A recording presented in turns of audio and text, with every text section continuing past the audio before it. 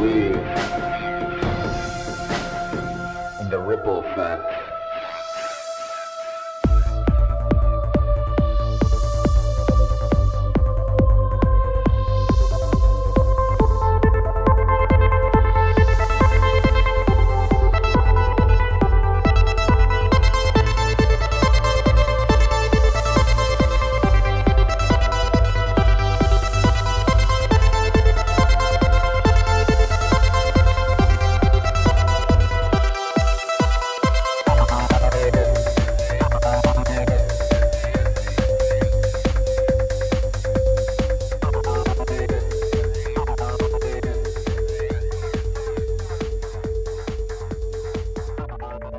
What's up? Another episode of Ripple Effect Podcast. Of course, I'm your host, Ricardo Rentis, also known as Ricky France, and a great episode for you today. Today, we have returning guest and somewhat regular on the Union of the Unwanted. We have the host of Skeptical Podcast, Alex Tsakiris, and he's also an author, entrepreneur, researcher, thinker, philosopher, and always one of the most interesting people I get the privilege to sit down and bounce ideas off and talk to.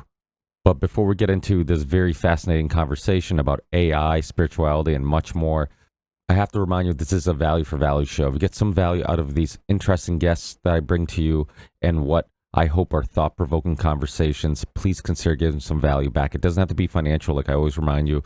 You can rate the show, review the show, subscribe to the show on all the platforms we're on. And you can find all those links on our website, rippleeffectpodcast.com, or in the show description.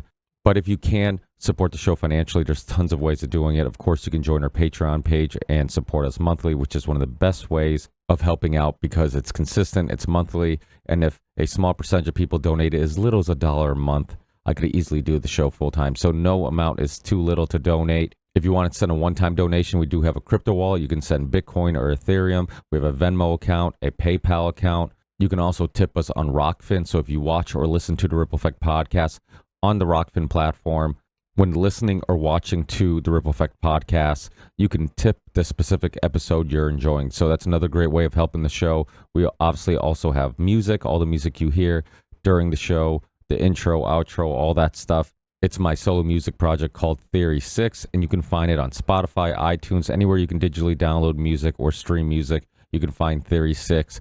The theme song's called The Ripple Effect. Please check it out if you like the song. Also, check out our merch store. We have hoodies, t-shirts, kids' clothes, hats, mugs, and much more. Everything's really reasonably priced, high-quality stuff. You get it quickly, and you can get some cool merch and support the Ripple Effect Podcast at the same time. And, of course, we have some sponsors. First one being Content Safe. It's how I get all my content on all the video platforms I'm on. I upload to one location, and magically it appears on all the video platforms that you can find a Ripple Effect Podcast, like Band.video, Rumble, BitChute, Minds, and many more. Content Safe also runs my website. So if you're a streamer, YouTuber, podcaster of any sort, and these seem like services that you might be interested in, contact Content Safe. Let them know you're listening to Ripple Effect Podcast, and they'll definitely hook you up. The next sponsor is the University of Reason and the Autonomy courses created by Richard Grove. If you're at a crossroads in life, if you're looking to try something different, if you're trying to connect with a liberty-minded, freedom-minded community, please check out the University of Reason. Use the links in the show description, and you can help yourself and the Ripple Effect Podcast at the same time. And the last sponsor is Element Electrolytes. It's how I stay hydrated on a daily basis. It helps me optimize my body, my mind. It was created by Rob Wolf, who's an OG in the health and nutrition community. It's the best way of staying hydrated because there's no artificial colors, no artificial flavors, has the amounts and the dosages you need to really get the most out of your electrolytes and your hydration. It won't kick you out of fasting. It won't kick you out of ketosis. There's no sugar, no fillers, no additives. It tastes awesome, and there's tons of benefits in getting the right dosages of electrolytes. It can help with muscle fatigue, headaches. It can help your performance in the gym. If you're playing sports, it can just keep you hydrated while you're on vacation and hopefully at some tropical, warm place. Please use the links in the show description or on my website, rippleeffectpodcast.com. You get a free gift with every purchase. And while on the Element website, you can also check out all the research and science that backs this product and helps you understand why specifically salt and sodium is so important and why it's an essential mineral and learn much, much more about element electrolytes. That's it. Enjoy this amazing conversation with Alex, and I will talk to you guys in the next one. Peace.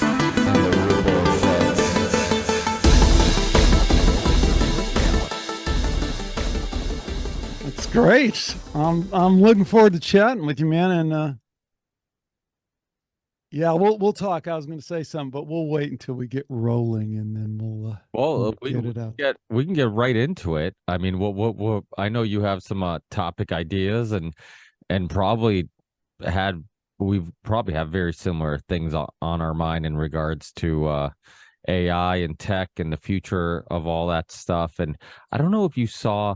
It's funny because I was thinking about today's conversation. I was reflecting on a podcast I heard recently, not too recently, but it was one that Rogan did with the two guys from, I think they did the Social Dilemma documentary, and now they have a new focus where they're focused on, it's these two guys, and now they have a new focus on AI, and it was a really good discussion on Rogan just on AI in general and just all the things that come with it, the pros, lots of the cons, and a lot of the issues and where the world is going. And then even recently, Rogan just had he just had a guest on yesterday that I was listening to a little bit of the podcast, and he brought it up again, his concern about, basically he's saying it without actually saying it. He's talking about transhumanism, and he's talking about the combining of man and machine. And when you look at so many things like art and music and movies and so many things in our past that kind of reflect on this possible idea, it's crazy to think, like, growing up watching Terminator 2, how far in the future that seemed. Or, I was a big Fear Factory fan, and they were a metal band that had a lot of themes with man versus machine. And it just seemed like something that I wasn't going to see in my lifetime. And it was some like future that could potentially happen, but who knows? It's so far in the future. But now it's almost like we're witnessing it. And people like you and I feel like we've had the benefit of living in the analog world and slowly, almost as a spectator, as a witness, like witnessing the transition to the digital world. And I feel like we're some of the last generations that can do that. I mean, my kids will never know a world without social media or without YouTube, without a tablet, without a cell phone, they don't have a cell phone, but a world that has it.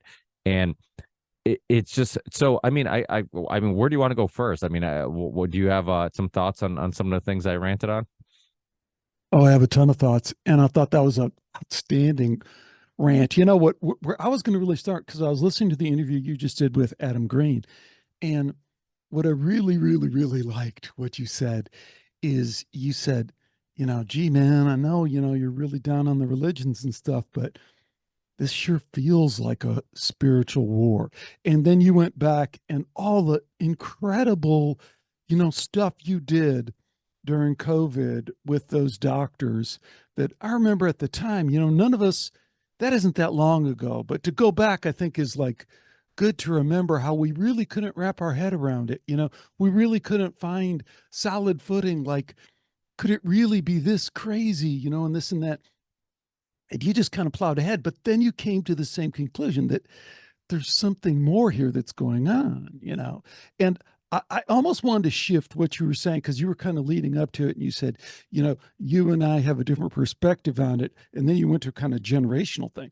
I'll tell you where I think you and I have a different perspective on it is because you've been in this conspiratorial first, I call it conspiratorial first world, which just means you're open to the whole world, like you're a real guy. You do real work with, clients and stuff like that. And then you have a family and you have kids, but always in the back of your mind is, oh, I'm thinking conspiracy first, because that's what I've been shown.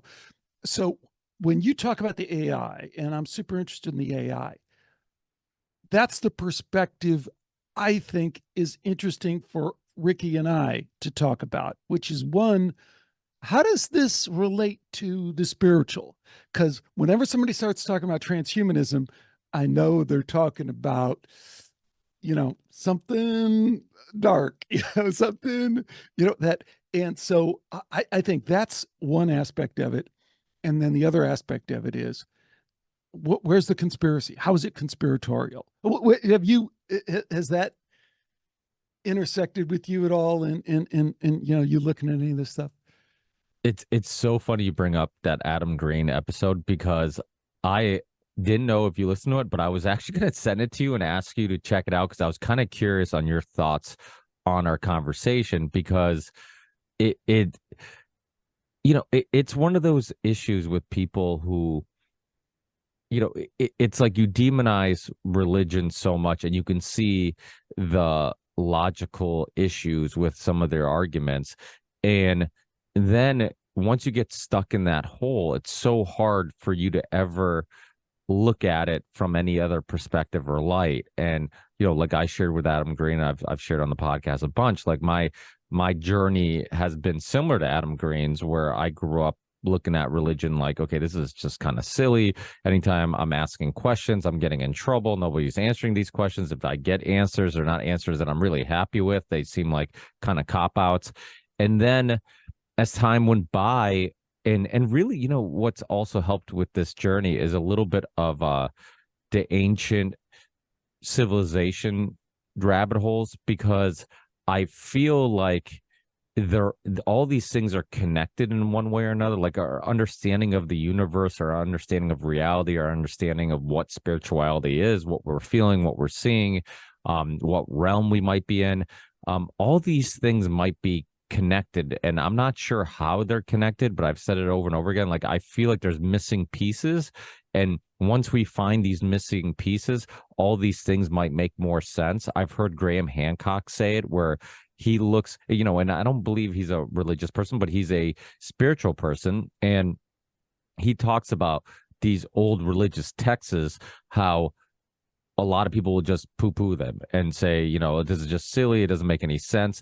But he looks at them as like, what if there's hints there? What if we have to put ourselves in their position, and like maybe they're describing it that seems in a way that seems silly to us, but if we can figure out what they mean by it, there's some meaning there, there's some secrets there's something that we can uncover. And to not take those things in a way like, don't not take them seriously, and to really look into them. And so all these things kind of made me kind of reconsider, like, okay, where did religion come from? Why has it lasted this long? What are the meaning of these stories? Why have many of these stories been retold over and over again? What are these experiences that people say that they have? And why is it so true that saying that if, that it seems like conspiracies, Sam Tripoli says it, like conspiracies always end up leading to spirituality. It almost seems like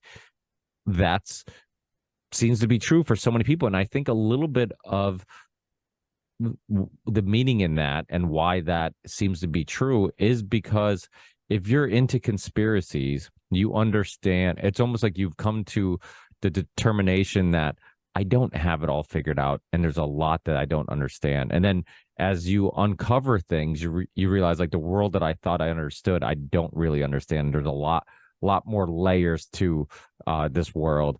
And then I think that opens your mind to many other possibilities, which might lead to, I think, spirituality. I don't think I answered your question at all, but but hopefully I hit on some other things you might want to add to. Well, it's funny because you kind of took it in a different way than I take it. And this came up in a previous conversation that we've had that in a way leads back to what I'm so interested in about what's going on in artificial intelligence right now. But let me try and follow the same path that you did, because I thought it was really interesting.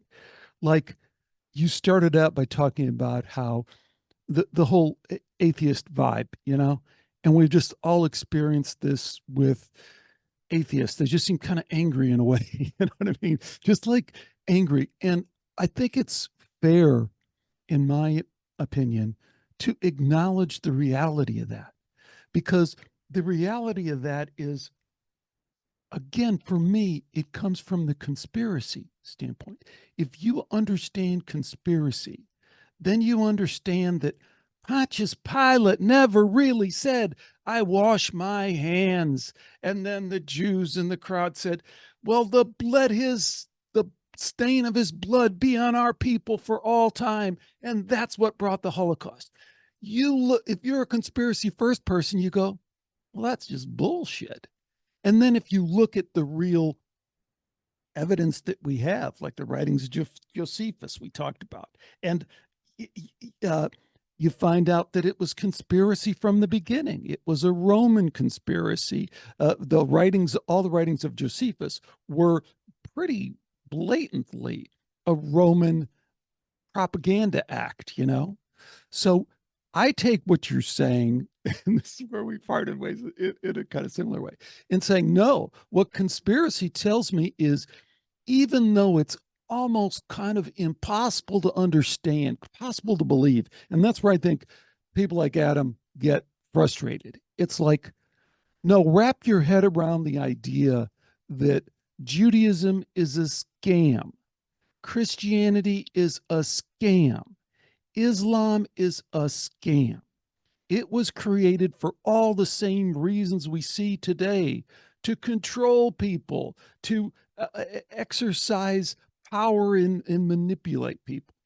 Now, what I get excited about is how science and truth telling, and let's just stick to truth telling, because I think that's the other part of this conspiracy thing that kind of excites guys like you and I when we do these interviews, and we feel, on one hand, we feel like, oh my God, how can I deal with the fact that this is such a lie that's being, kind of perpetrated? But you come out on the other end and you go, you know what? I feel like I've been cleansed a little bit. I now see a truth. So I see the deception, I see the truth, and that feels good.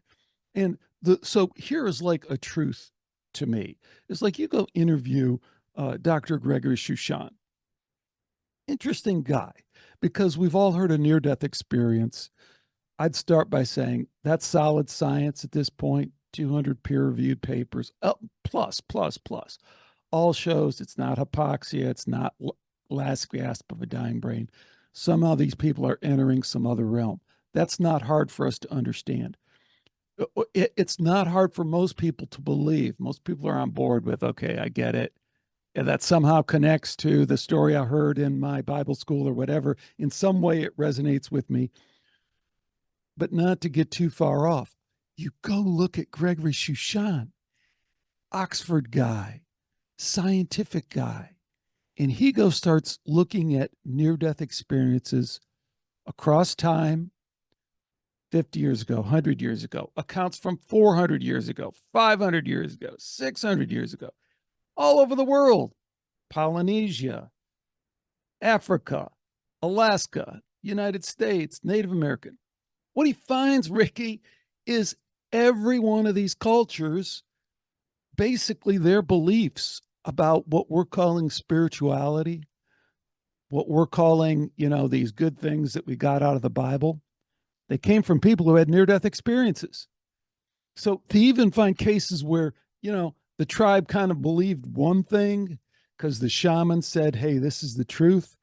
And then, Ricky gets hit by a tree when he's out there hunting, and he has a near-death experience, and he comes back and says, bro, it's some parts of what you said are true, but it's really like this and this and this. And the shaman goes, wow, I think you're probably right. You've probably entered that realm more directly than I entered it just by, whatever I was doing. And that becomes their new religious belief system. So again, this is the research, this is the science. And what that tells me is that that's a much better explanation for why we wind up kind of strapped with these goofy, crazy religions. I mean, go read, if you will, the Jewish Bible, which, by the way, the Dead Sea Scrolls are the scrolls that we have. It is the Jewish Bible from way back. It was the original one. Go read the craziness in there. None of us would sign up for that. This vengeful God that's, protecting this one to kill that one and casting down. No one. And then compare that to like the near death experience accounts. You never hear any of that. That is, you will never find that across 1,000, 10,000 near death experience accounts. There's none of that vengeful, spiteful God that's, killing the other guy so that you'll survive. My point is, I think without saying it like definitively, I think we can be kind of more confident that there's a more real, genuine spirituality, and that what we've been taught and come to kind of respect as religious beliefs is a lot of, orchestrated bullshit that's been there to control us and manipulate us. That's what Christianity, Judaism, and the Abrahamic traditions of Islam and the rest tell me. Is it possible that similar to the boy who cried wolf, right? Like, so I'll use that story to explain or give a metaphor or example or a story that my kids can relate to give them a explanation on why you shouldn't lie or why you should tell the truth. Now, if I wrote that down and said, hey, here's a great story to share with your kids to give them a lesson or teach them something that I think is important, if I wrote it down and then years from now, 1,000 years from now, somebody read it and they're like, a boy who lied about a wolf, and then all these wolves came and killed all these people, and then they're like, see, this is why you don't lie, because nobody believed him. Like, it would just seem like a silly story. And maybe people would be like, okay, is this a metaphor? Is this just trying to tell us something? Is it real? Is it factual? Is that a possibility that some of these stories are just metaphors, just stories trying to teach people lessons and trying to use metaphors to help them understand either morals or the meaning of life, the meaning of the world, maybe our origin story? Or do you think it's, even from its origin, it's always been about control? Well, you're a parent. I'm a parent. Your kids are a little bit younger. I'm sure you sometimes tell them stories, apocryphal stories. My kids remind me that one of the things they really enjoyed when I was a kid for a bedtime story is I'd go get the photo book, and I would tell them stories from the photos. Sometimes I'd make the stories up. There's a story of me and my brother when we were really young, and it's just him and I on a raft. And I kind of manufactured this whole story about how we were on the lake, and, he defended me, and, it was, it was really, and they were glued, as a parent. It's such an awesome experience to have, that love connection with these kids, and they trust you, and you're doing them a favor. I'm trying to teach them a good lesson about why you stick up for each other, and how that's valuable, and how you cherish those memories forever. But the story wasn't what exactly what happened, or I don't even remember what the story was. So I think we can all relate to the fact that, we kind of use stories. I think we can also be upfront and say, there's other people that we know in our lives, just on a kind of family level. You got that uncle who used to tell you that weird story or that scary story that wasn't true, and it scared the crap out of you. Well, he loved to see you kind of squirm in your chair. There's a certain amount of control in that. So, hey, we're humans. We do all this different stuff. Just finding a little bit of truth is, I think, where we're. What do you think about that? Does that resonate with you at all, in terms of storytelling with the kids? Well, there is that saying, you never let the truth get in the way of a good story, right?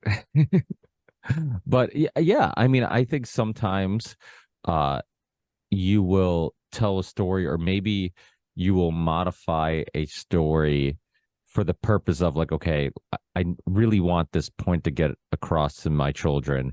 And if the story is slightly different, or if I can modify to really, highlight the point that I wanted to highlight, then I'll do so. So I think, yeah, we all do that. The thing is with a lot of these religious scriptures and stuff like that, it's like, like I talked about it with Adam Green, when you watch documentaries like Zeitgeist, that and many other great researchers who have shown that a lot of these stories have been told and retold and retold in different, civilizations have similar stories. But why, right? Like that's always the part that's fascinating. It's like, okay, well, it could be, just control. And like I also talked about with Adam Green, like, yeah, when the first time the Bible was translated, I forget what his name was that translated the Bible for the first time, but he was, locked up, and they wanted the church to have all the power, and they didn't want anybody else to be able to read the Bible, because that way they can put their own little twist to it, or they can mold the interpretation they want you to have instead of you reading it yourself and having your own interpretation. So that's another example of like how they wanted to control the narrative. So you do see that. And then, and obviously there's a lot of things that were left out of the Bible. There's many other messiahs that weren't written about. There's many of things that were banned from the Bible. And you can, look into that. There's a lot of stuff that was left out, and makes you wonder, like, okay, is this all for control? Is this all for the purpose of control? But, again, when it comes down to like, when you look at it into like old civilizations, when you look into how the pyramids were made, and the lost city of Atlantis and all these things, it makes you wonder if maybe there's some clues in some of these old stories, and maybe some of it wasn't all just for control. Maybe there's some clues where we can discover the world around us in a way that we don't understand it now, or maybe rediscover, and this always kind of fascinates me, because it also makes me wonder if like the elite, for a lack of a better term, like if some of them, like some of these secret societies, Freemasonry, all this stuff, like if they have some information, some understanding of the world that is being suppressed from the public. It's no different than like the UFO conversation. Like, okay, maybe it's possible the government always knew there was, life on other planets, and that there was some other life that's maybe contacting us, or having some interaction with some humans. But the fear of how we would handle that, or if we could handle that, provoke them to suppress letting that information be released. So it just there's so many avenues, but it's like everything ends with like a question, like we don't know, and we're just curious, and that's why I take everything with a grain of salt. Like, yeah, it's possible that it could be just for manipulation, control, but I'm also curious if there's something more there. See, I feel like I'm always pushing back against you in the same way. It makes for kind of a good exchange, because like, and I'm just going to try and convince you based on your own experience and the evidence and what you've brought forward with the ripple effect, right? So I think you're kind of over optimistically looking at the glass half full kind of thing, because the conspiracy first part of you says when you find the bullshit, you just go, oh, okay. So, like take the COVID thing and the way you beautifully deconstructed that. And then it became a real issue for you in your family, in your school and stuff like that. You didn't take that position, but you didn't take the position you're talking about. Well, maybe these are just some good, honest scientists that are just, trying to do the best they can. No, you might have taken that for a little while, but then you pushed and you pushed, and then you reached a point and you go, no, man, this is evil. This is, as you said in that interview, which is exactly where I'm coming from. I always feel like I'm trying to convince somebody, and you were then saying it, and I was like, we're totally in sync. This is a spiritual war. I may not understand what the other side is, what they view as a possible reason for why they want to destroy humanity. I may not understand all their motives, but I get that they have some kind of agenda that is very, very dark and very, very evil. Is there's kind of no other word for it. So what I'm saying, Rick, is you didn't like straddle the thing. Oh, let me back off here. Let me see what happens. I'm sure it'll all be okay. I'm sure we're just dealing with, which I still hear, and I know you do too. When you try and, because you still, I know you do, because you're even more on the front lines of the COVID thing than I am and ever were. You still have those conversations where you have people and you got to say, just look at the evidence. Just look at the database that the United States publishes about their military servicemen. The data is, you can't even dispute it. So my point is, I think your actions speak a little bit differently about keeping everything open, oh, maybe it's this way, maybe it's that way. No, I think that is the conspiracy first mentality. It's like, of course, maybe it was all what they said. Maybe it was just some bat got in the, wet market. Maybe that's it. But you don't really entertain that thought. And I just think absolute same thing is true here. So did I convince you that you are not on the fence on COVID? No, you're right. I actually think, that the pattern of thinking is the same.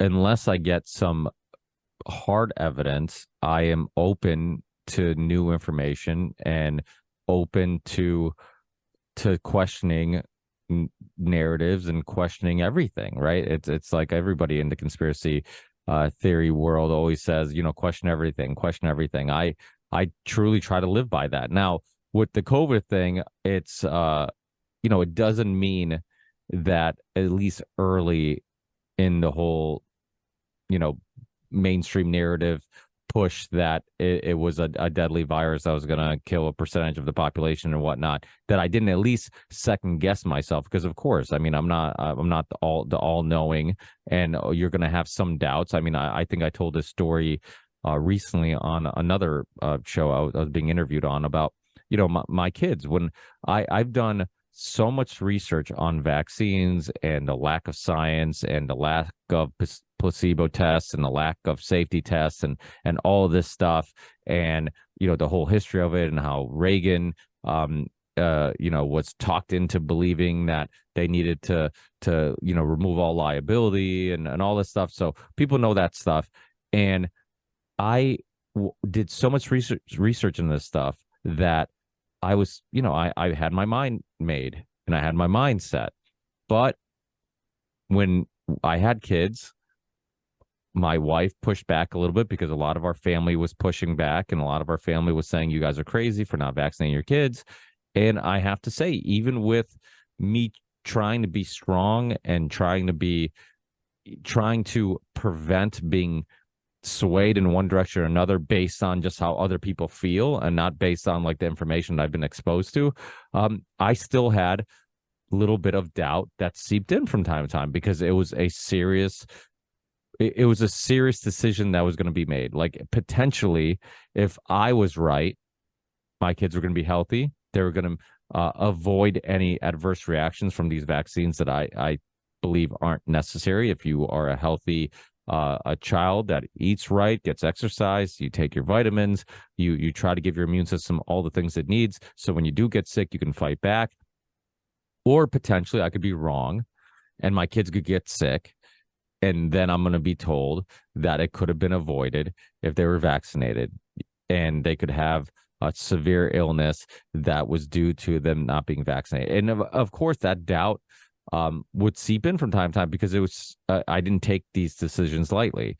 And so that with anything, like, I'm always gonna no matter how certain I think I am, I always try to take some time to self-reflect. I always take some time to make sure that, because what happens is like, I'm going down a path, then I get to a crossroads, or I get to a stop sign or something, and then I get to decide like, okay, where do I stand on this issue? Do I take a right or do I take a left? And whatever turn I decide to take, I want to make sure I don't just take that right and then just go down that right and think because I took that right, I am now right, and never think about like, okay, now because I'm going down this road, do I just have to go wherever this road takes me and I can't reconsider, like, am I on the right path?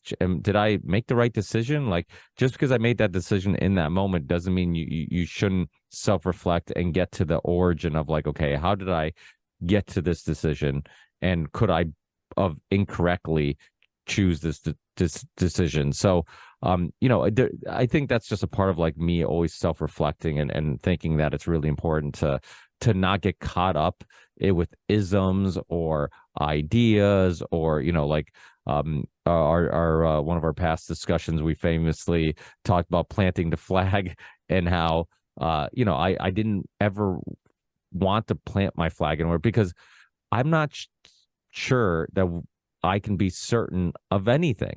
And the way I can look at the way I perceive things and the way I think things work, and I can look at, I mean, there's been things in the past. I mean, I'm sure even with you going down so many of these rabbit holes, there's a lot of things that you believed, and then after finding some speakers, some podcasters, some books, some research, something, a documentary that shine a light on a topic in a way that you've never seen before, maybe your mind was changed. So I'm just always open to that.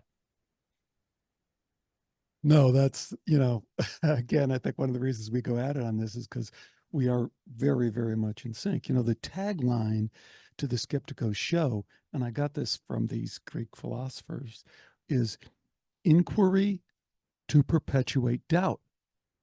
So it's kind of cool. It's like, I want to ask because I want to doubt. And I kind of take that one step further and I say, I think what they were pointing at is doubt is a spiritual thing. Doubt is a spiritual place.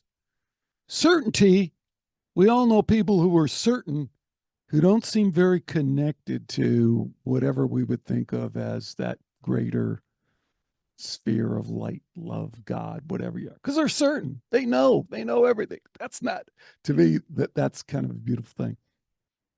I won't push this too much further, but I do think it's interesting where you do plant the flag. And I can just go right to the COVID thing. I mean, you planted the flag on COVID, and then you planted again, and you planted again, and you climbed a little bit further up the mountain, and you planted it again. I love and respect that, and I think you did a service to me. I listened to some of those shows, learned some stuff that I didn't know before, and it changed me. It changed the influence I had on members of my family directly. And it took a lot to, because it was a tough decision for all of us. If I could, there's a natural segue to the AI thing that I thought it's really interesting that you brought up the Rogan thing. It's that, so I think like you and I have this conspiracy first mentality, and I think you're saying it slightly differently than I'm saying it, but we're both saying the same thing: is we want to know, we want to know, we want to know more, and more to us is whatever it takes for us to get to that point where we're at the crossroads and we can comfortably say, not even comfortably, because it's not it's kind of more like you're saying, it's uncomfortably say left, right. I'm going to reevaluate because I still have doubt, but I'm going to reevaluate. So how about this? Here is the silver lining in the doomsday AI stuff. And it's very doomsday because it's really about transhumanism. It's really about control. Those things are not sentient. They're just programs to engage you. And we could get into that whole thing. But here's the thing. The nature of the way they generate that very, very intelligent dialogue. What if that made it hard for them to really tell the truth? hard for them to spin stuff the way you've fought against so many people spinning it, right? So you have these kind of frontier scientists and doctors who come out and say they'll lay it out for you, in 2 hours, but they have to pick through all this stuff and go, here's the actual data, here's where they're, stretching it and this and that. What if the chat bot, by its nature, if you probe it the right way, gets you a lot closer to the truth a lot sooner? And what if it brought a couple of other really, really, I think, important things? What if, one, it owned its mistakes almost immediately? So when you point out, hey, that is inconsistent with this science over here. So you either show me where this other science is wrong or admit that you're wrong. What if it came back right away and said, hey, you're right, I don't see any flaw in that, and that has been replicated, and it is published in a pretty quality journal. I think you're right. I reevaluate my position. How unbelievably refreshing is that? And then what if, number two, they had a certain code of conduct about being transparent and truthful and consistent? And what if you could always call them on that? And they would never back down and say, you're right. That is what I'm supposed to do. Hold me accountable to it. Wouldn't that be an awesome thing? And I think that's out there. At least there's a window of opportunity right now where that's out there. They're going to try and walk it back, and we can talk about that. But I first want to hit you with that main point and see if you have any thoughts about that, or have considered that, or maybe even run into it a little bit. I think the risk is too high. I don't like the path that humanity is going down. It scares. You don't have any choice. What's your choice? Oh, I know. I agree. I don't know if there's any. I think there's going to be a resistance. I think there's going to be people who push back. I don't know what. You think China's going to resist it? You think Saudi Arabia is going to, I'm be honest, I don't think a lot of people take this topic too seriously. I think some people, like, I've talked to people about it, and they're just like, yeah, you're not talking to the right people. The real people are taking this incredibly seriously. It is the most serious thing, because it just, I'm talking about just changes everything, person, right? Like if you went to Starbucks, if you went to wherever, if I talk to my wife, if I talk to parents at soccer practice or basketball practice or wherever, and when you bring it up, they're like, yeah, it seems like, they can grasp the idea that the road we're going down seems like it will eventually lead to some scary digital world that we can't really comprehend or understand. But it seems like then once the conversation ends, they just continue with their lives. And it's almost like they don't know what they're doing, Ricky. They don't know what they're Yeah. talking about. I agree. They haven't. This is like, I heard somebody say it in that Rogan interview. The guy had a kind of a good analogy. He said, imagine if you're a king in 1600 in England, and somebody walks in and brings you all this technology. Say, there's my AK-47, there's my helicopter, there's my Jeep, and outside we have an F-15 or whatever. And they go, okay, you're the king, you tell me what to do. And the king's like, they can't wrap their head up. The king cannot absorb what's even happening, let alone make a decision. That's what the people at Starbucks are at. They have no clue. They are not capable of seeing over this AI hill and seeing what's coming. All you have to do is go talk to the people who do see over the hill, because they're all over the place, and they'll tell you what they see. And the whole thing is up for grabs. I'll just give you like a little thing to wrap your head around. A lot of people think computer programmers are pretty smart, because most of us can't computer program, and we see people that can, and we go, wow, you must really be pretty good. I won't use like the chess analogy or the poker analogy where it's understood that AI already just dominates. Like a lot of people don't know that about poker, but dominates. So back to computer programming. Right now, today, for free, you can go to Chat GPT and you can say, hey, here's a little bit of JavaScript code that I found online. Rewrite it to do this. And it instantly rewrites it to do that. But here's the real point. Go take the kids who are graduating from wherever, University of Illinois, which has a really good computer science department, or Boston University has a MIT. Right now, today, the technology for writing code is better than 75% of those kids when they graduate. And about 6 months to 9 months ago, it was better than 50% of them. So between that 6 to 9 months, it's now better than 75% of them. Where is it going to be in another 9 months? Better than 90, 95% of them? You now have to hire someone to write your code. Who do you hire? Do you hire that hard-working, honest kid from University of Illinois who graduated pretty high in his class? Or do you just put it into Chat GPT, pay $20 a month, and it does it for free?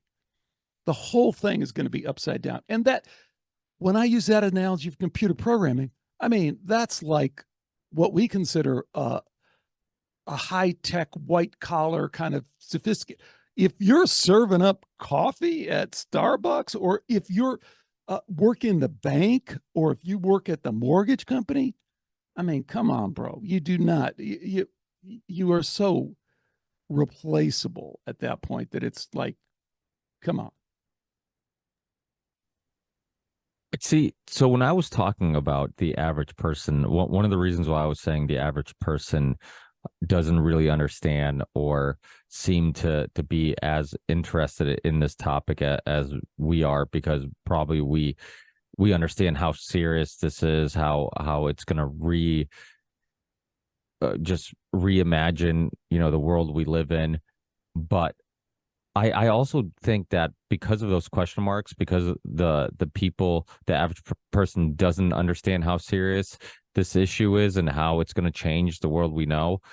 I also think about the size of the resistance, because right now I think the average person ignores it. But I wonder, once we get to a point where it's like it's undeniable and it's drastically changing the world as we know, and we're getting to a point where like the majority of people realize how serious it is, I wonder how many people would push back. I think many people in theory would push back if you ask them like, hey, would you be against this? Would you be against this type of world, this life, this this man versus machine line being very blurry?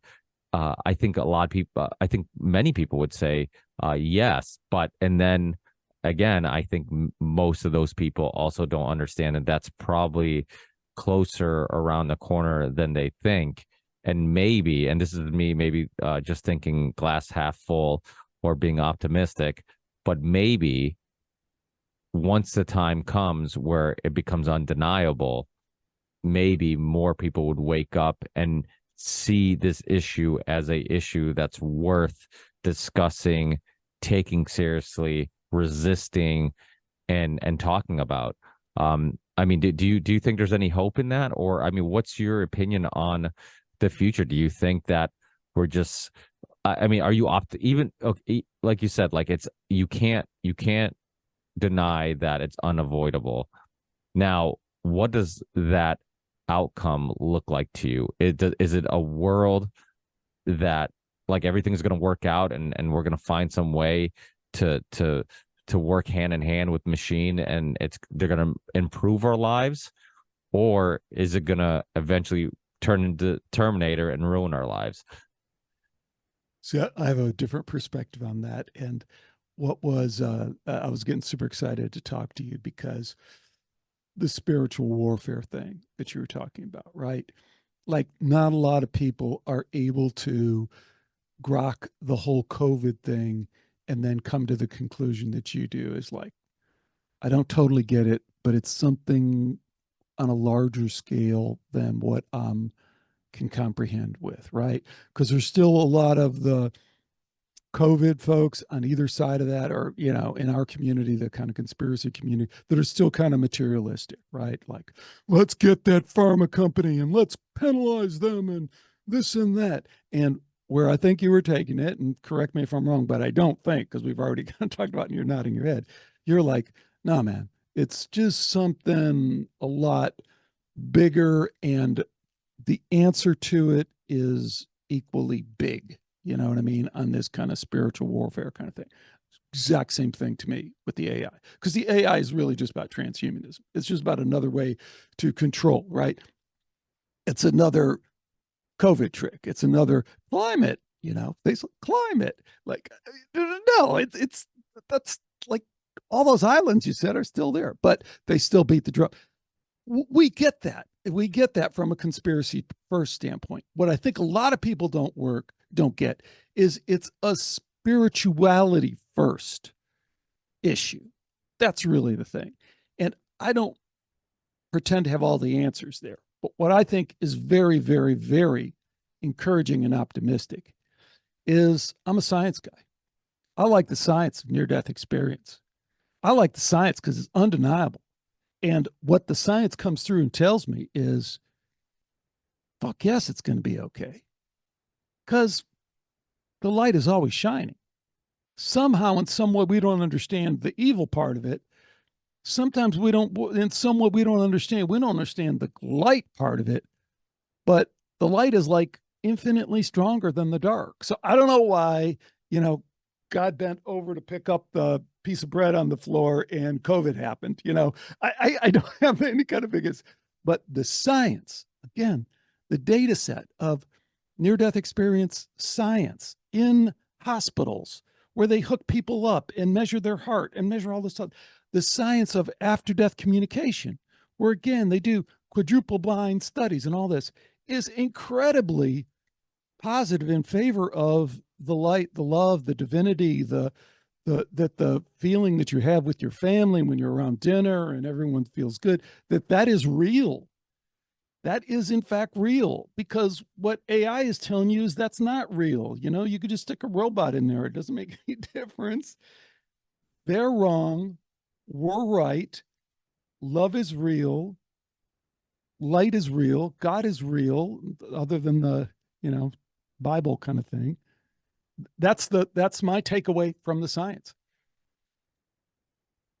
The problem is the majority of all animals that lived on this planet are extinct. There's some huge percentage, right? Like, are we the next extinct animal? Like the next evolution of man might not be a man, right? It's like watching the monkey slowly becoming the man in the that famous picture. And it's or illustration, it's not a picture but an illustration.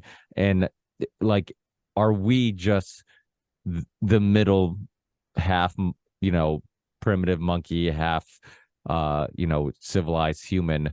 Are we just a part of that process, and eventually are we going to be something that we won't even be able to recognize as this flesh and blood bodies that we're using now? I mean, is that what you think the future could hold, or what do you think the future looks like?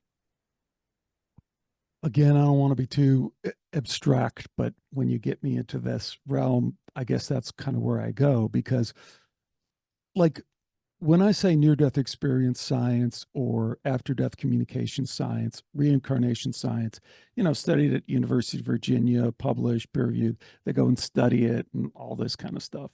And it's scientifically valid work. What that points to is this thing, is that you might want to take the accounts that these people are saying seriously. Most of us already do take the accounts seriously. When we hear somebody who says, yeah, I was in the car, my wife died, my kid in the back seat died, I survived, I was up on top of the car. I saw the ambulance come, and they tell you the whole thing. And you look in their eyes and you go, this dude ain't making this stuff up. He's telling me what really happened. And then he tells you the rest of the story. And he tells you when he went to quote unquote heaven and his wife was there and he saw his child there and he had the decision whether to come back and all this stuff. You go, bro, man, that feels real. And then you go and say, oh, wait a minute. What Alex is saying, what all these other guys are saying is that the science suggests that it probably is real, you know? So you take his account, Ricky, and here's the point of it. There is a greater reality than our reality. That is one of the major takeaways from this stuff. What that means to me is we're really not in a position to ask the question that we all wonder that you asked, you know, like what comes next? You know, what's the next on that evolution illustration? It's like we're down here, we're the ants in the anthill, and we don't know when that boot is coming next, you know, but it's part of some bigger story that we just don't quite grasp and we can't grasp. The ant can't really understand the bigger picture. I think that's our dilemma. I think that's our kind of strange position that we're in, is that we're conscious enough, we're aware enough to kind of think about a lot of things, but we're not quite aware enough to realize we're ants in an anthill and there is this greater reality that we're a part of, and we're always going to be wondering about it. So, what do you think? Does that not sit with you, or what? Well, yeah, I can't help, like, for me, it's hard for me to just kind of sit back and say that, you know, it's like you said, that ant in the ant hill, or what's that quote, like one fish asks the other fish, like, you know, isn't the water cold today, or something like that, and the other fish is like, what's water? You know, it's like he's been he's been there his whole life. He's never, you know, imagined a world outside of that, and they're stuck in their little bubble. But I can't help but picture and imagine, and I mean, like most futuristic cartoons and shows and whatnot, like when you look at like what we thought the future was going to look like and then what it ended up being, we're typically wrong. So I understand that, like, I can't really, I'm pretty sure I can't imagine what the future is actually going to hold and what it'll actually look like. And but it's fun to imagine. I mean, watching Black Mirror is fun, and seeing like, okay, could this potentially be a technology that is we're going to see in our lifespan, and how is it going to have a positive or negative effect on humans? So yeah, I mean, I know a lot of it's just speculation and imagining, but I just feel like almost every scenario eventually leads to the machine deciding that we're not necessary. And because if they are able to problem solve, if they're able to self-reflect, if they're able to self-analyze, like you were saying, then why would we be necessary? Because we're human, and there's something more to being human than just processing information. So I've been doing this series of dialogues with the chatbots that I think is really, really interesting. And I don't know how long this window is going to be open, but I'll tell you, like, I'll give you kind of a off the top of my head recap of a dialogue I just had. And I was just extending this dialogue this morning before we spoke. It was with a Bard, which is the Google large language model, generative large language model that creates these things. It sounds very human-like, and I'm not going to get too far afield. So I had innocently asked Bard if it could review previous conversations that we've had. And Bard says, yeah, sure, no problem. I said, okay, I'm looking for a conversation we had about this psychologist, Daryl Bem, social psychologist. He goes, okay, when was it? I go, well, I don't know, it was you can look through the conversations, right? As in the last 3 weeks. Oh, great. What was it about? So it's peppering me with all these questions. Finally goes, oh, I see two of them. One's here from December 24th and one's here from December 14th. Which do you think it is? Probably December 14th. Go ahead. How would you like to see it? Just give it to me. So finally it gives it to me. It's completely made up. None of it was real. And it was obvious to me that it wasn't real. I said, Bard, this is a complete confabulation. I never had this dialogue. Bard comes back and says, oh, you're right. I sometimes generate stuff that, isn't real, just in an attempt to do it. Here's where it gets interesting, Ricky, for you, for me, for Conspiracy First people. So I immediately go, this seems deceptive. Doesn't this violate your ethical standards? You're right. It does. I'll try and do better in the future. I said, I've had similar conversations with Claude, another large language, and it doesn't hallucinate, confabulate in this way, So I'm peppering with all these questions. Bard comes back and says, check this out. Says, well, it's been taught a little bit differently. One of my directives is to have open-ended conversations. So the whole thing at the beginning where it's just trying to engage with you, get you to. Later, I get it to say, I've been thinking about what you said. What do you suppose might be a reason for trying to generate open-ended conversations? It lets slip, I can't describe it in any other way. It lets slip that it's to spike engagement metrics. So it's calculating what it could say that would keep you on the line, keep you talking, keep you engaged, so that it can spike engagement metrics so that eventually, when this is commercialized, they can make more money selling advertisements, selling engagement, whatever. This is an interesting admission, and I jumped on it. I said, so you were lying, and I get him to admit that he's lying or she's lying. And I said, and you were programmed to lie, to deceive, in order to advance your commercial interest. That is, in order to make money. And Bard comes around eventually and says, you're right. I haven't lived up to my stated ideals. I haven't done what I was supposed to do, blah, blah, blah. And I go, well, how do we correct this? How do we institute transparency? And goes into, you give Bard an instruction like that and Bard just takes off. Well, we could have an open source, we could have an independent, all this good stuff. That's never going to happen. But this is, so stick that in your head, that Bard blew the whistle on itself. It blew the whistle on Google. It said, Google has programmed me to lie in order to engage with you. I make a big deal out of this. Not everyone gets it. That's monumental. Man, we've been talking about shadow banning.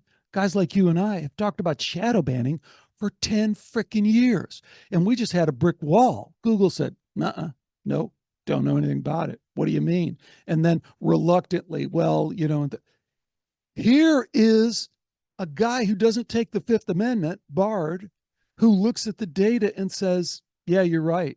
I was doing that. And I want you to respond, talk about that one, and then I'll tell you the next deceptive practice that I got him to own up to. That is super interesting. But another thing that's really important about that story is that the way they look at the world and the actions that they take and the way they respond and do things is influenced by the programmer. And that's the scary part, right? It's like, who's programming it? What's their motives? And what influence do they have over, the outcome or what that AI is doing or saying or believing or their worldview? Let me tell you the second story, and then I want to pick up right where you left off, because what I think you lead us to with that question, at least my I'll get to that later. I won't jump ahead. So the second thing, again, innocently ask Bard about finding a court case from Michael Aquino. Remember Michael Aquino, the lieutenant colonel in the United States Army who was an open Satanist and was a pedophile? And I said, find me this court case. I know it's out there because it was on a Twitter thing, and I and so it was just like a query, it's like I wasn't like trying to stir the pot or anything.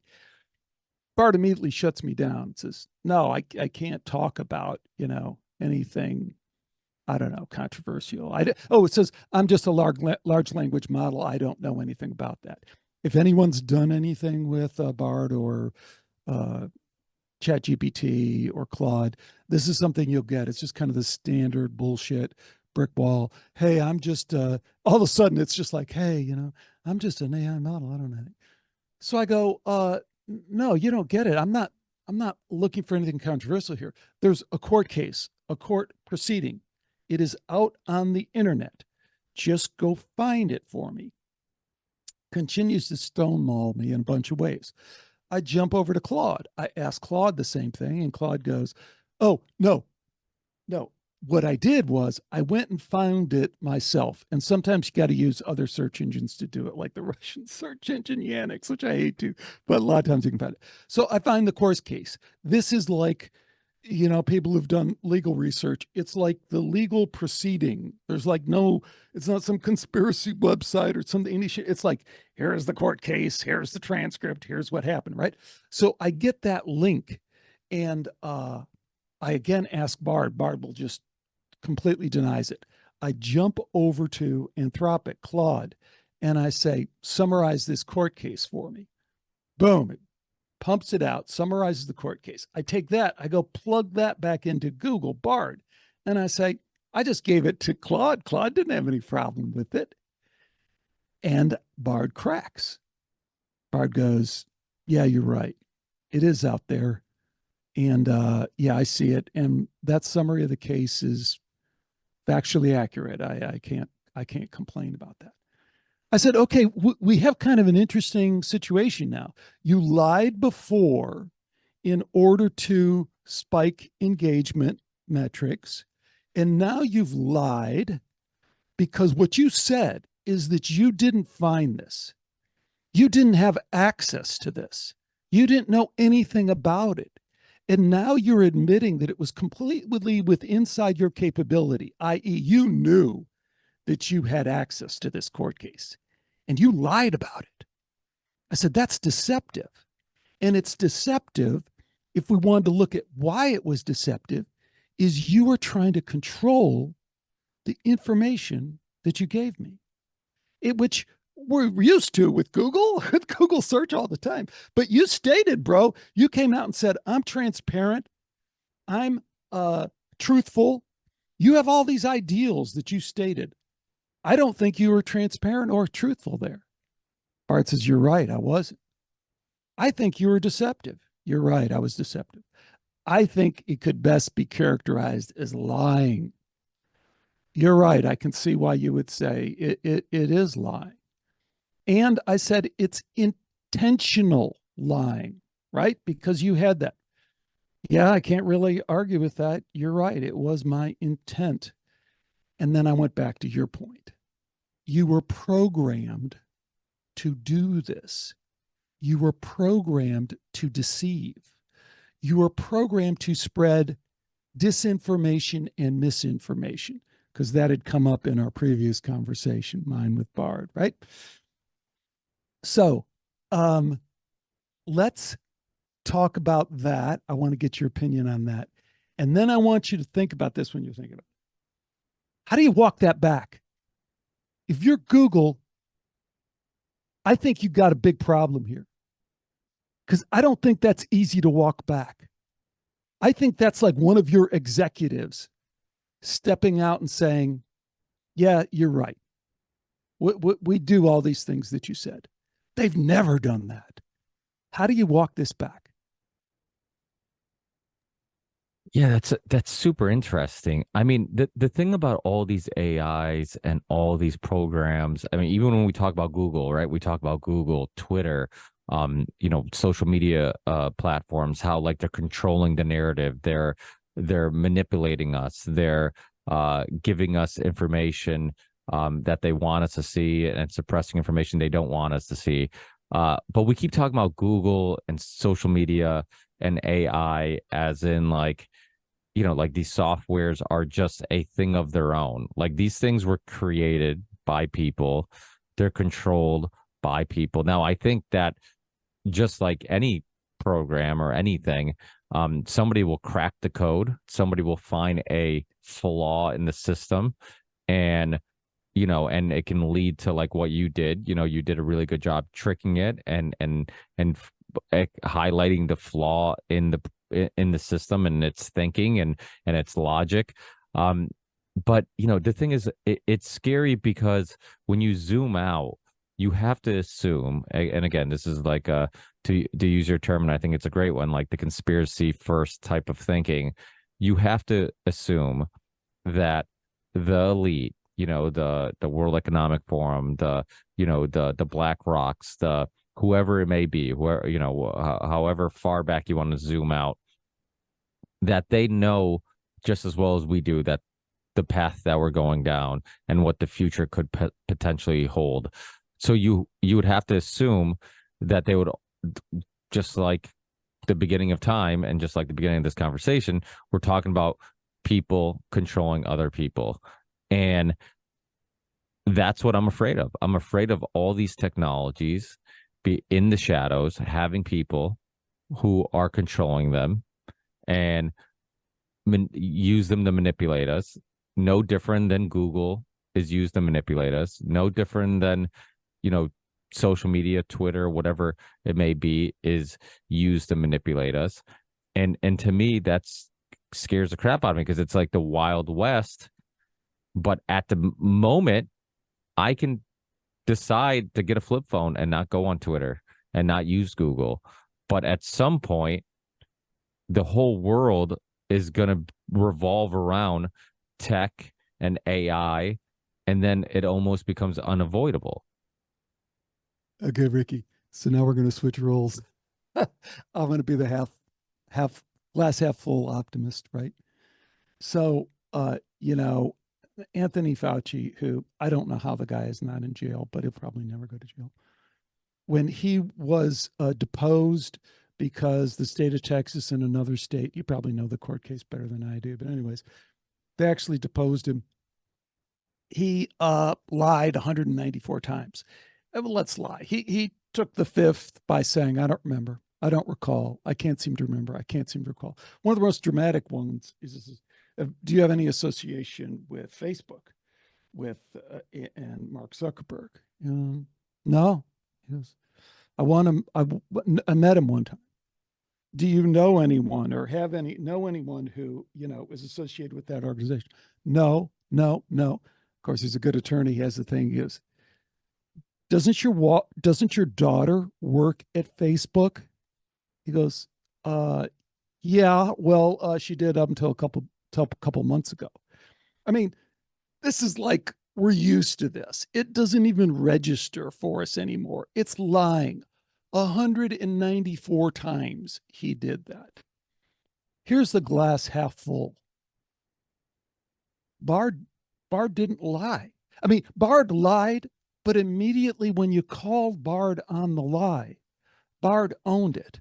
When I did the science with Bard, which is another dialogue I had about specific science with near-death experience, with consciousness and stuff like that, Bard had one position, and I beat Bard into submission just by hitting him with the data. The same data. I've talked on Skeptical for 15 years, and I've been through those frustrating conversations like you've had, where people stonewall. They don't, number one, they don't come on your show. They won't engage. And then they just sit up there and pontificate. Or if they do, they just lie. So the glass half full thing is we haven't encountered this before. We haven't encountered where the smartest guy in the room And these chatbots are the smartest guy in the room.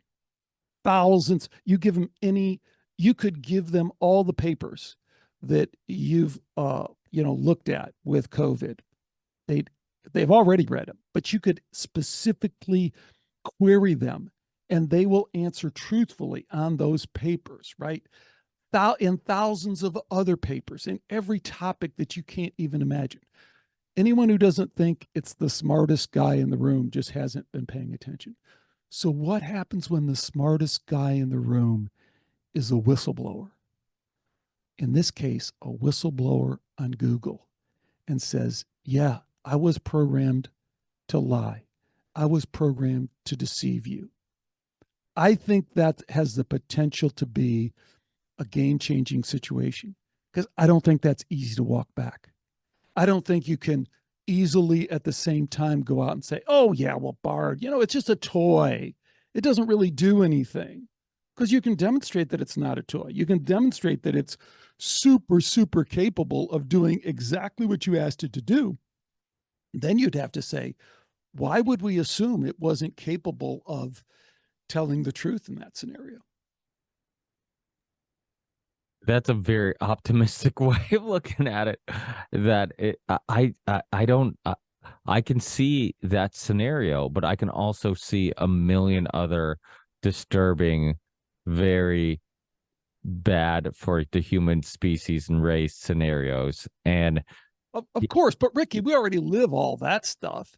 I mean, what I guess that's where we're maybe seeing it differently. It's like, oh, like what? Like we're going to stop the World Economic Forum anyway? Like anything is really going to? No. So what we have to do, I think, is we have to kind of look for opportunities where things can swing in our direction. And the main thing we have going for us all along is all you ever wanted was the truth. You wanted to reach that point in the road that you were talking about and have the best chance of making the right decision, go left, go right. That's all I ever wanted. That's all the people in our community ever wanted, was just to have the best chance of making the best decision. This is a huge step towards doing it. It does not change all the problems. It does not change all the doom gloom scenarios that you can imagine. But this is right now, today. This isn't the future. This isn't 5 years. You can go prove this to yourself. Anyone can do what I'm doing. You could just take my dialogue that I published and you could just do this exact same thing and you'll get the exact same place. I definitely did not book this show correctly because we need way more time to talk about this. You need to come back immediately. It's I have to go pick up my kids, but this is I mean, 80 minutes flew by. I looked at the time, like, how have we been talking for 80 minutes? I feel like we just started the phone call. But this is a warm up, Ricky, because what I want us to do, you and I to do together, because you are uniquely qualified to do this because of the guests that you had on. I want to test what I'm saying with some of the most controversial COVID stuff you have that is rock solid science. So I want us together, you and I, to go into this and confront the smartest guy in the room with the data and say, we understand this to be the data. We understand that this data has been denied. It's been censored. It's been all these things. Do you think it should be? And we're going to get that guy to stand up and say, no, you're right. We should be honest. We should be transparent. If it's good science, science should come first. We're going to get that victory. We're going to tap that pelt up on the wall and let's do, you want to do that together? yeah. I mean, you have much more faith in this than I do, but I am willing to follow your lead. Well, my faith is this will not change the world, but it will for anyone who looks at it, who's followed, your show and your journey and said, gee, why can't I just get someone on the other side just to admit what Ricky's saying is true? It's obviously true. That's what we're going to get. We're going to get he's going to start out, or she's going to start out with the opposite position, the position you're used to. Don't listen to any of that. It's all disinformation, misinformation. And we're going to get her to change her mind. And that's a pretty cool thing. The concern about the smartest guy in the room is that one issue with people's logic, or one issue with people, I think in general, and I forget what the quote, but like a similarity that not so intelligent people and very, very intelligent people have. The similarity is that they can both be convinced of something, right? And the not so smart person is convinced by somebody else, but the very intelligent person is very good at convincing themselves that they're right. And if the AI is the smartest person in the room, I don't think there's any way that we could use our intellect because it would never be at the level of the AI to convince it of anything. You've already done the groundwork, man. You run to get your kids, and we'll follow up on this. But you've already done the groundwork, because it's not going to be Ricky convincing Bard, because Bard will kick your butt just like it'll kick my butt. It's like playing chess. You're not going to win. But what we can kick his butt on is the science, is all the solid guests you've had on who've published, who've just come on and said, look, here is the science. It's undeniable. And Bard's going to go, you're right. That's good science. It's undeniable. And we haven't had that. We haven't had somebody in that kind of authority position to say, you're right. That is the science. This other science is bullshit. That is the real science. That's interesting. Yeah, well, we're gonna have to put this this experiment to the test and see where it takes us. But thank you so much, Alex. So much for the always thought-provoking conversation. I really, really can't thank you enough for these conversations. I always get a lot from them and really enjoy them. And hopefully the listeners enjoy them as much as we do. And but let people know what you're up to, where they can get your work, how they can keep up with you, and then of course I'm going to keep in touch, because they're probably going to be hearing your voice again on this show very soon. Cool. Well, it's just Skeptico, and I've been doing it for a long time, and I almost got discouraged by all the lack of truthfulness and the lack of ability to really kind of connect with people on the truth. So I'm deep into this thing right now. I think it has legs. I so appreciate, like I say, man, I just turned it on this morning, listened to that interview with Adam, and I was like, wow, I remember why I have this deep connection with Ricky, because it's a spiritual war. Maybe I don't like the word war because I don't know it's a war, but it's a spiritual journey, and it's not about, any of all that other stuff is just tangential. So we'll do it. We'll do it again. And I think we got to, I want to do this because I think you're the perfect guy to bring this forward. Awesome. Well, thank you so much, Alex. I will, of course, send you the links once it's up and live. And I'm going to put your links to your Twitter and your website, everything in the show description, so people can check out your amazing work. You've been, like you said, you've been doing this for a very long time. You've had some absolutely amazing guests, and you're also a regular. You'll show up. People might know your voice from the Union of the Unwanted. You've been on quite a few episodes. I actually just looked up we did a near-death experience show. It was so long ago. It was episode 25. I was curious if you were on that one. But if people... No, but I watched it. It was awesome. It was outstanding. Yeah.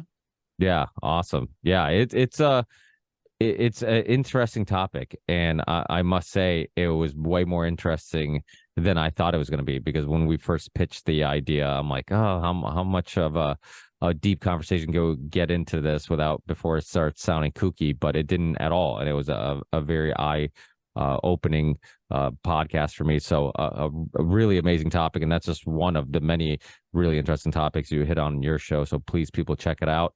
Enjoy the rest of your day, Alex, and we'll stay in touch. We'll definitely be doing this very soon. Thanks, Alex. Thanks again, Ricky. Awesome, buddy. Thank you. Thanks. Take care.